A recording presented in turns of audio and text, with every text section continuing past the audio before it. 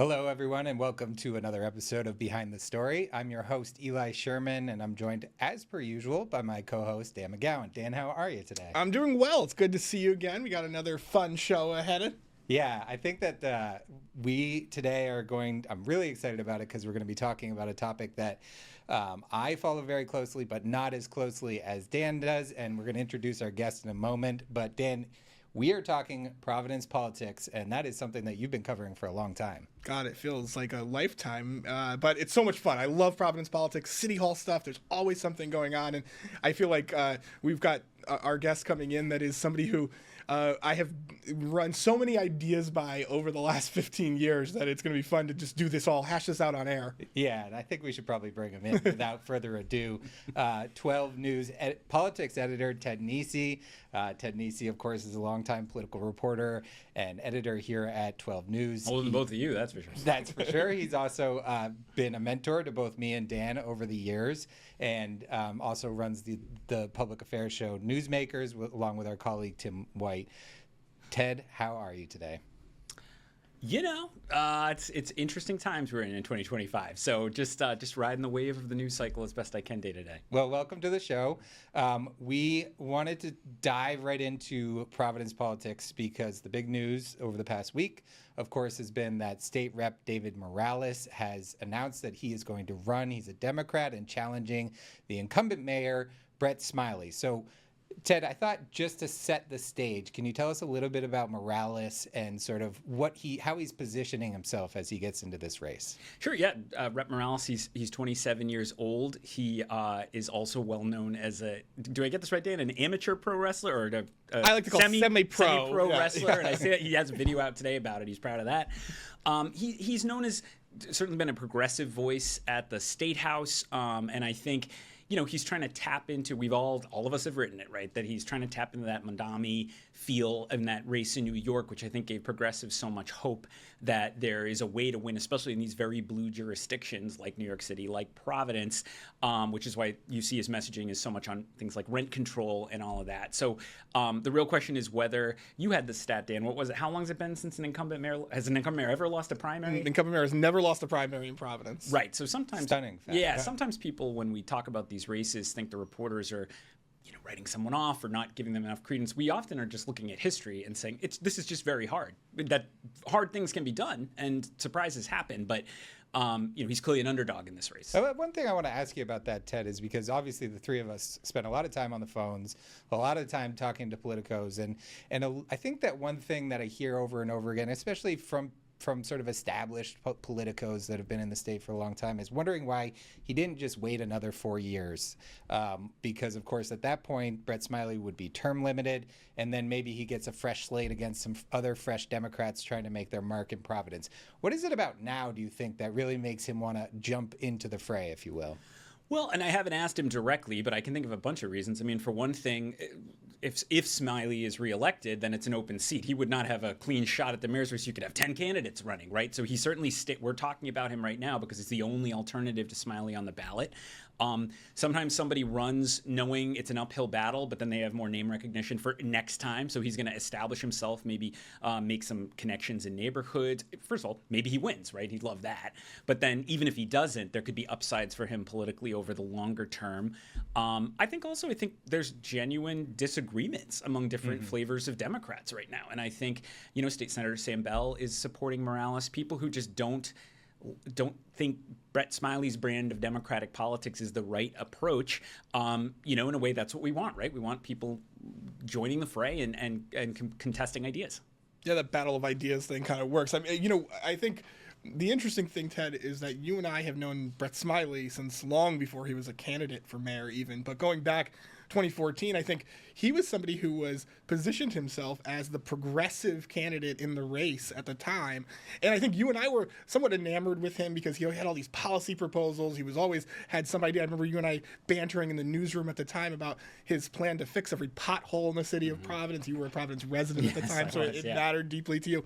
But tell me a little about your impression of the evolution of Brett Smiley from kind of progressive candidate to what he is today.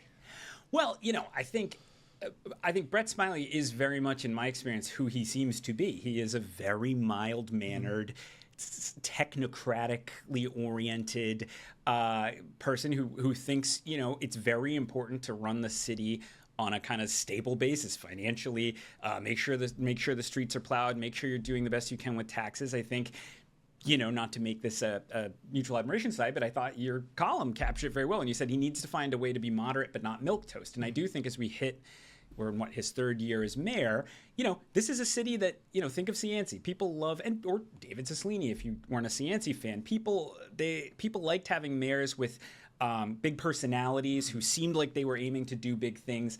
And I think Mayor Smiley, sometimes the administration might feel a little plodding because they're just trying to get through day to day, even though they can tell you chapter and verse about what's challenging in terms of running the city of Providence right now. So I think, I can't say I'm really surprised by much about how his mayorship has gone, which isn't a positive or negative comment. It's just the truth. Yeah, I want to ask you about that, actually, Dan, because you mentioned his column that he did last week that was essentially calling on Smiley that this is the point where you are going to have to put forward some bold ideas, and you even presented some of those ideas. Do you think that I know that was your point of view, but do you think that he can keep cruising the way that he is and still just with the power of incumbency come out on top in a race against a Morales head to head? Yeah, I do think that if he were to continue being the same mayor that he is right now for the next year plus, or I guess year, and not have anything go catastrophically wrong. Remember, there's a chance the city's going to get the schools back. You could have a first day of school go terribly. We've had a shooting the first week of school in God forbid, right? Not that long ago in Providence. God forbid a department director gets indicted or anything. What happens is the ball starts rolling, and in the case of Mamdani in New York, right, he had some polling that started to show, something's going on here, right? There's momentum. I don't think you're going to get that in Providence, and so that's a little bit of an advantage for Mayor Smiley. But if he sort of plods along and is an effective mayor, he could definitely still win, but it leaves open the possibility that, boy, if something just little goes wrong and you've got the one other choice who's got a lot of energy, who's going to be organizing, who's going to have some support at least, I think it presents a possible place where I would be a little bit concerned if I was the mayor.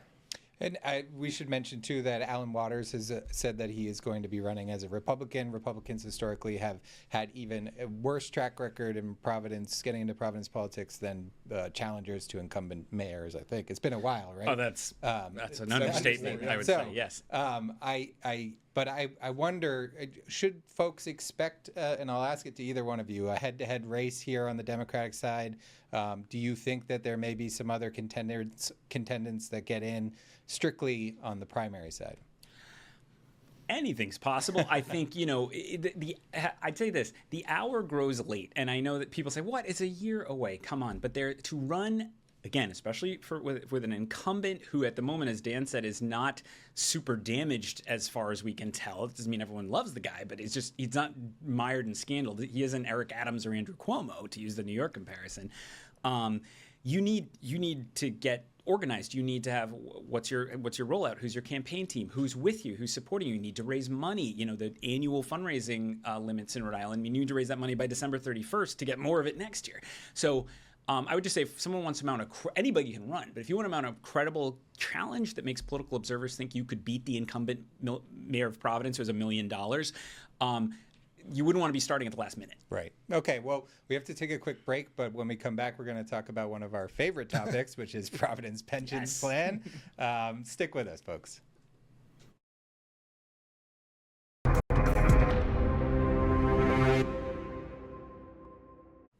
Hello and welcome back to Behind the Story. I'm your host, Eli Sherman. I'm joined by my co-host, Dan McGowan of the Boston Globe, and our guest this week is 12 News editor, politics editor, Ted Nesi. Guys, before the break, we were talking about the mayoral race in Providence between challenger David Morales and incumbent Brett Smiley so far. And Ted, you had Morales on your show Newsmakers last week, and something he said about the city pension plan really caught all of our ear. I want to play a little bit of that sound. Take a listen. recently told the hosts of the Club Ambition podcast, quote, "I don't think we need to make full payments by 2040. What exactly are you proposing there? So I think we need to be very conscientious about renegotiating current retirees, especially those that live out of state. We are asking the Providence taxpayer to essentially provide pension benefits to someone that's living out in Florida. I don't understand, though. What's going to convince them to not take money they were promised? Again, I think a lot of this is going to come back to the leadership and the team that we're able to build at City Hall to be very thoughtful about the conversations that we're having with someone that perhaps is living in Florida and is receiving generous pension benefits from a Providence taxpayer, because the model we have in of itself, as noted, is not sustainable.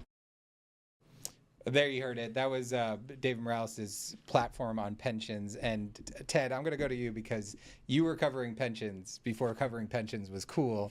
And the three of us have spent a lot of time covering pensions, especially the Providence plan, over the years because it has such a drag on the city finances. This idea that you can go to retirees and ask them to cut their benefits and that they're going to be willing to do that. What do you make of that? Well, you certainly can.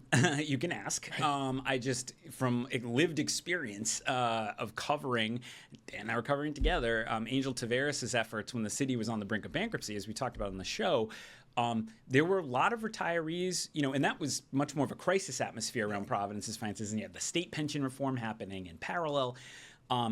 A lot of retirees see this very simply. They worked. They were promised a benefit. The city's job is to figure out how to pay them their benefit.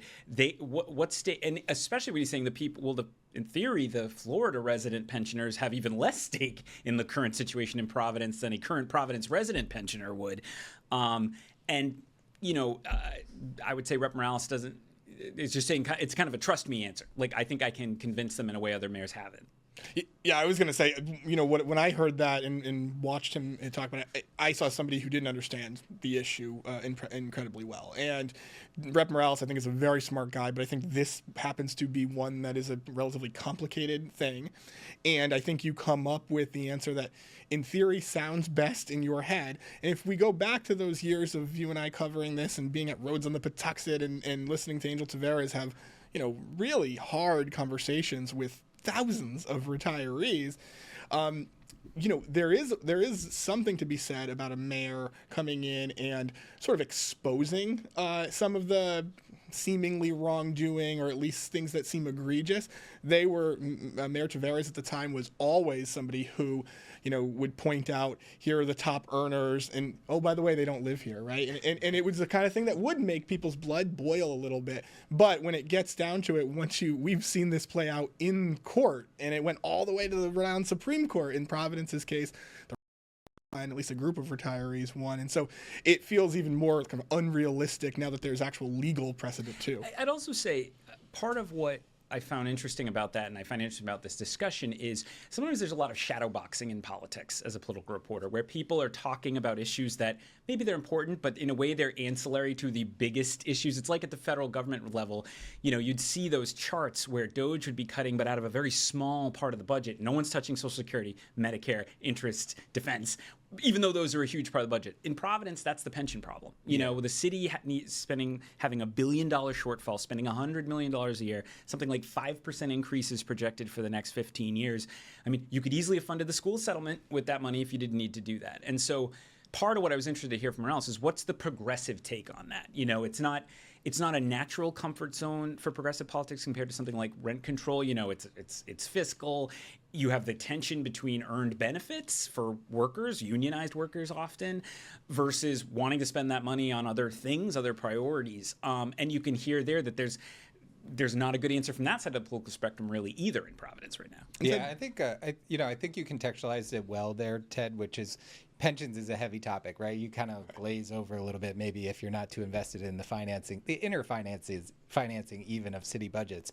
But that is $125 million that if funded correctly, these plans, you would be able to use that money for other things like schools, like roads, like potholes, like Smiley wants to spend money on. Ted writes a weekend column called Nesi's Notes. I'm sure most people who watch the show probably subscribe to it anyways. But you a couple weeks ago, maybe a month ago now, wrote sort of a light at the end of the tunnel piece about the Providence pension system, which is, if we keep funding at the level that we need to each year, supposed to reach a sort of fully funded or appropriately funded level by 2040. What does that mean for the city? Well, and this is the nice thing about becoming middle-aged, is that I've been around long enough to have, when we were talking about all this in 2010, 2011, 2012, these funding dates sounded so far away, in the 2030s, 2040 for Providence. Those years are still somewhat far away, but they're a lot closer than they were back then. And so when we're talking, if you date this to the 2010-11 Angel Tavares, David Cicilline Angel Tavares transition period, we're about halfway through this very painful 30-year effort by Providence to backfill decades of unfunded pension promises from prior mayors. And in theory, if you keep taking your medicine for the next 15 years, you're going to get that funding level up, and you will finally create a lot of room in the budget in 2040, 2041. That's the hope. And I think what you're seeing here is the strain of continuing to increase funding every year to get there is putting pressure on the politicians to say, well, I don't want to do that. It's like, this is how we got in this problem. Nobody wants to do it. Right. Yeah, I mean, that's exactly it, right? The challenge is always like, until you get to that point that the money is, that there's all this freed up money, you've got to stick to the plan, or else you are right back there. Now, the one exception to that, and you and I have heard this for a long time, I think we often heard this from people who were critics of pension reform for years, was, you're exaggerating the problem. Right? That was the Gina Raimondo criticism. No, you're creating a crisis. Or Mayor Tavares, you're doing too much of this, when actually the real, the solution to this is going to be sometime in the 2030s, there will be a re-amortization. They'll kick the can down the road, but they'll have a more smooth payment that is lower, that you can actually spend more. That's always been, I think, one option on the table. That's kind of what I thought Morales might suggest. Me too. I was stunned that he didn't. Why are we locked into a 2040 plan when it's squeezing the city this hard? Yes, the debt, if you think of it like debt, the interest payments or whatever will be even higher but we just can't afford to fund it this fast, and there's no good option here. And now the credit rating agencies might not like that. There's other issues there. But, I think you're seeing here how it's, and again, we're talking about from this current high level of funding, 5% increases every year on Providence taxpayers. I have no reason to think this tension won't go away in the coming years. Well, what's so interesting, Ted, is that what we haven't experienced in Providence in a long time is years of, because of the pandemic and because of all the federal money that came in, we haven't actually experienced the real kind of slowdown in spending or ideas for a long time, right? Everybody said, you're going to have to take your medicine, and then actually things are going to get kind of tight. Things got way better for spending in Providence, not better overall, but spending in Providence. You had Mayor Lorza, who always wanted to do something new, spent millions of dollars, and now you're in this situation where we're still looking 10 or 15 years out, and potentially you are going to have a real problem. All right. Well, I'm going to have to cut the conversation short there, because obviously we could keep talking about pensions for hours, but we only have 30 minutes. Ted, for people who aren't following Ted, as I'm sure many are, you should definitely follow him for all things politics, business. He just has a wealth of knowledge in this community. Ted, thank you so much for joining us. Love it. I love what you guys are doing with the show. Perfect. Even including that my wife's on it. Kim will be back next week. When we come back, we're going to talk about the stories we wish we wrote. Stick with us.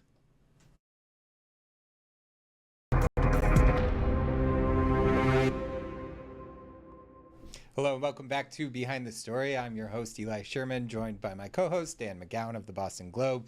Entering into the final segment of our show, the stories we wish we wrote. We're looking at other stories that happened around us that we really like this week. And Dan, I want you to take it away. We're talking recycling. Yeah, staying in Providence. Yeah. Colleen Cronin, our friend who's been on the show, who works for WPRI, has a great story about how Providence has a pretty low recycling fine payments. About 50% of all the fines that were issued between 22 and 24 have actually been paid. And you say, well, how is that possible? And it's just a great explanation in it, which is basically there isn't a ton of enforcement mechanism. There's no way to do it. And so it makes it really difficult. If people don't want to pay, they don't have to. Yeah, I was stunned that they send it to collections, but there's no penalty to anything for the landlord in like their tax bill or anything like that. So, what is the real stick here when we're talking about enforcement? The perfect kind of anecdote in the story is, well, if you get a bunch of parking tickets, you might go out one day and a boot's on your car. There's no boot on the recycling. Right. It's a good incentive not to be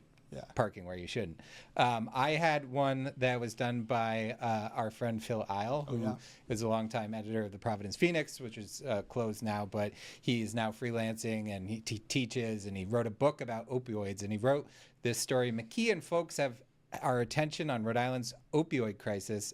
Here's how they can earn our respect. He is talking, of course, about how quickly opioid overdoses has become a main idea, a main thrust of the campaign season between Governor Dan McKee, who is facing a challenge from Helena Folks, who used to run CVS Pharmacy and has faced scrutiny over opioids in the past.